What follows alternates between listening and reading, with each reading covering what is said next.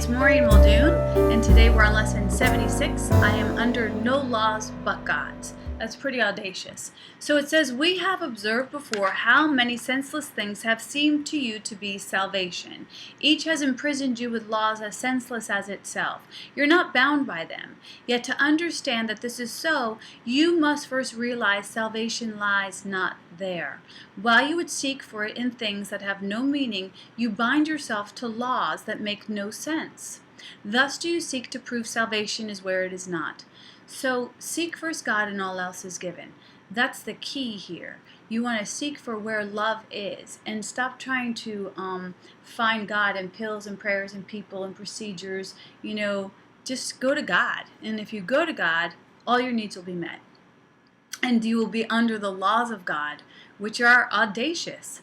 Today we will be glad that you cannot prove it. For if you could, you would forever seek salvation where it is not. Well, that's saving us a lot of good time, right? And never find it. That's what the ego says. The ego says, seek and do not find. But the Holy Spirit says, hey, over here. I don't know if it says over here, but you get the idea. The idea for today tells you once again how simple is salvation. Look for it where it waits for you, and there it will be found. Look nowhere else, for it is nowhere else. I like that they use the word wait, because I like to think of the word wait, W-A-I-T. Love is patience. It requires that we wait, that we slow down, right? And so when I think about the word wait, W-A-I-T, what am I teaching? Am I teaching love or fear? Love or fear? And if I'm not sure, if I don't get a clear answer, what I like to say to people is, if you get nothing, do nothing. Just wait. The ego hates to wait. Think of the freedom and the recognition that you are not bound by all the strange and twisted laws that you have set up to save you. You really think that you would starve unless you have stacks of green paper strips and piles of metal discs? You really think a small round pellet of some fluid pushed into your vein through a sharpened needle will ward off disease and death? You really think you are alone unless bodies are around you or are with you? We've given our power over to a lot of symbols. And that's not to say that we shouldn't engage in symbols.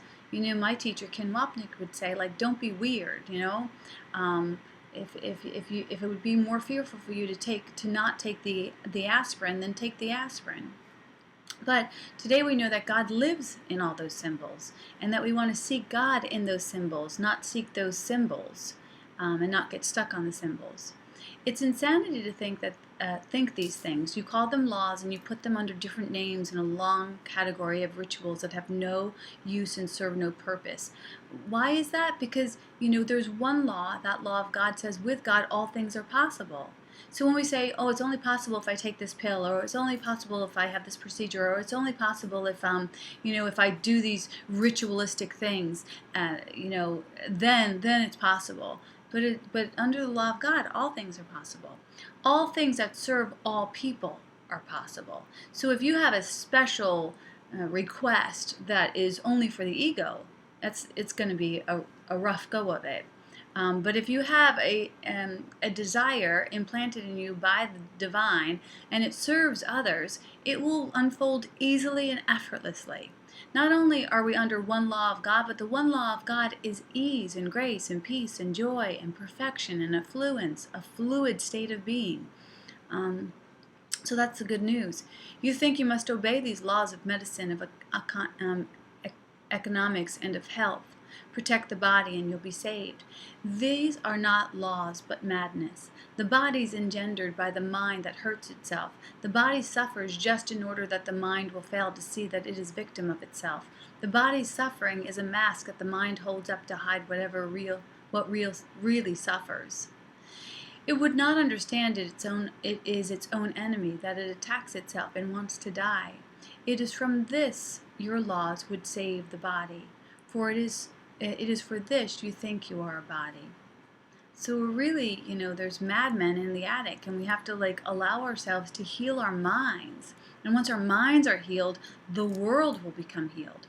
There are no laws except the laws of God. This needs repeating over and over until you realize it applies to everything that you have made in opposition to God's will. Your magic has no meaning. What is it meant to save? What is it meant to save does not exist. Only what it is meant to hide will serve you or save you. The laws of God can never be replaced. We will devote today to rejoicing that this is so. It is no longer a truth that we would hide. We realize instead that it is a truth that keeps us free forever. Magic imprisons, but the law of God makes free. The light has come because there are no laws but His. So when they talk about magic, what they're talking about is the idea that we want to go for the form.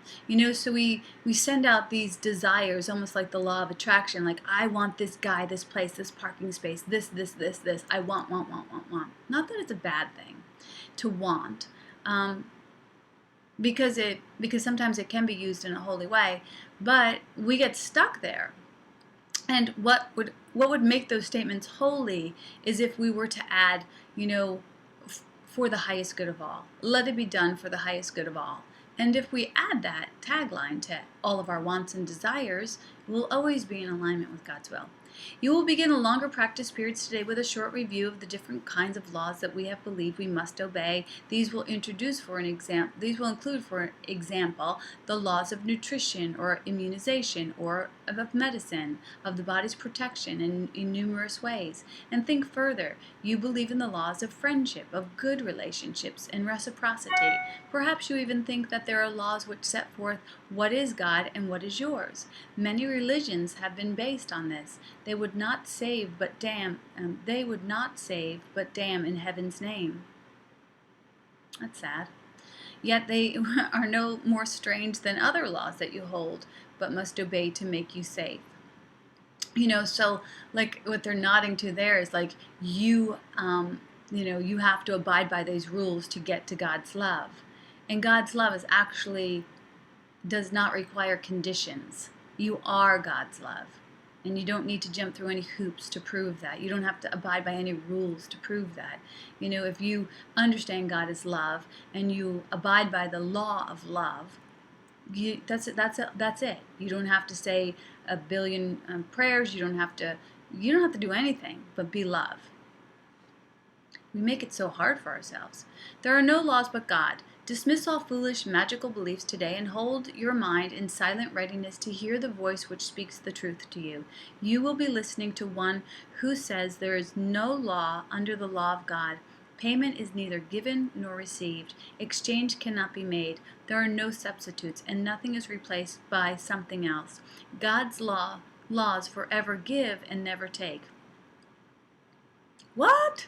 God's laws forever give and never take. Well, how could that be true? Because God is that audacious that this amazing energy is just flowing from God to us and through us. Now we get to receive it and we get to give it. So we're channels for God's love. But God is the source, so it can only give. It doesn't need anything back. It's whole and perfect unto itself. And so it requires no conditions. So all conditions that have been placed on God's love, all laws that have been placed on God's love are insane. But it's also all of these laws except the laws of God are insane, is basically what this lesson is telling us. It says, hear him who tells you this and realize how foolish are the laws you thought upheld the world you thought you saw. Then listen further. He will tell you more about the love your Father has for you, about the endless joy He offers you, about His yearning for His only son and daughter, created as His channel for creation, denied Him by His belief in hell. Boom, right there. We are part of the sonship, and we were designed to be a channel of God's love. And we dam up that channel by our denial of this truth. Let us today open God's channels to Him and let His will extend through us to Him. Thus is creation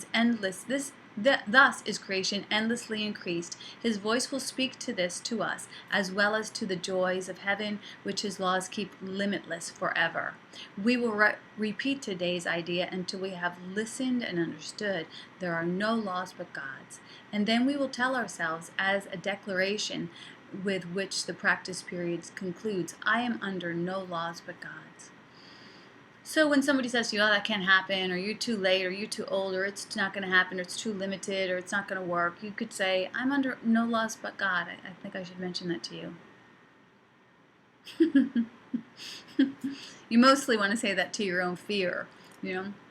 So we will repeat this dedication as often as possible today, at least 4 or 5 times an hour, as well as in response to any temptation to experience ourselves as subject to the laws throughout the day, to other laws throughout the day. It's our statement of freedom from all danger and all tyranny. It is our acknowledgement that God is our Father and that His Son is saved. So that's the good news today. I'm under no laws but God's. It's a really great idea to contemplate. And it makes sense to me in that I've been repeating for forever and a day, all things are possible in God. And that affirmation helps me to make this affirmation more digestible. If all things are possible in God, then there must be a structure in God that holds the laws of miracles, the laws of possibility, the laws of endless possibility. And so we're only limited by our own beliefs. We know this. We've heard it a million times. Einstein said you can't solve the problem from the level of the problem. So today, we're no longer going to regurgitate the same story and the same problem and the same laws and feel confined by these laws. We're going to move outside the box, and we're going to live on the cusp of creativity with God and say, there's no laws but God's. So if this is so, let me demonstrate that. Let me demonstrate that limitless way of being. The goal of A Course in Miracles is peace. But along the way to peace, you get audacious lessons like this that hopefully awaken you to your highest and greatest good. That's my hope for you. So, on that note, thank you for taking the time to do your lesson today. Give us a little like and share it with your friends and subscribe. And mostly, continue to know your own light and your own love. Continue to check in with your own internal teacher because the world needs your light and love. God bless. Namaste.